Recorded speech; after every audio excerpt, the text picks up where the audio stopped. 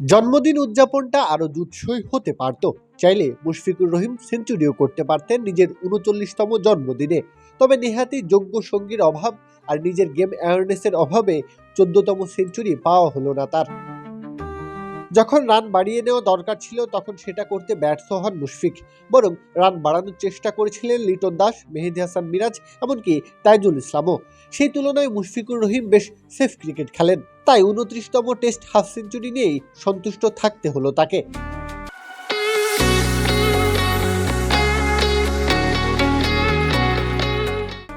মুশফিকুর রহিমের test career বিশাল লম্বা, ২ দশক। তার চেয়ে বেশি সময় জাতীয় দলকে সাদা পোশাকে সার্ভিস দিয়েছেন কেবলমাত্র খোদ সচিন টেন্ডুলকার। সেদিক থেকে মুশফিকের এই সময়ে দায়িত্ব নিয়ে দলের স্কোরটাকে ৪৫০-এ নিয়ে যাওয়ার চেষ্টা করা উচিত ছিল। তিনি পারতেন কি পারতেন না সেটা আলোচনার বিষয়ই না। আলোচনা হলো তার ইন্টেন্ট। লোয়ার অর্ডারদের নিয়ে ব্যাটিং করার সময় মুশফিক কখনোই সেই ইন্টেন্ট দেখাননি। লাঞ্চের পর প্রথম ওভারেই ফিরে যান সাজঘরে। পাকিস্তানের শাহিন আফ্রিদির বলে বোল্ড হয়ে ফিরে যান। মুশফিকের বয়স এখন ৩৯। হয়তো চলতি টেস্ট চ্যাম্পিয়নশিপটার পর আর খেলবেন না। এর আগে দলের প্রতি নিজের নিবেদনে প্রশ্নবোধক চিহ্ন রাখবেন কেন? জন্মদিনে এটাই মুশফিকের কাছে সবচেয়ে বড় প্রশ্ন। প্রত্যহ কাব্য, খেলা ৭১।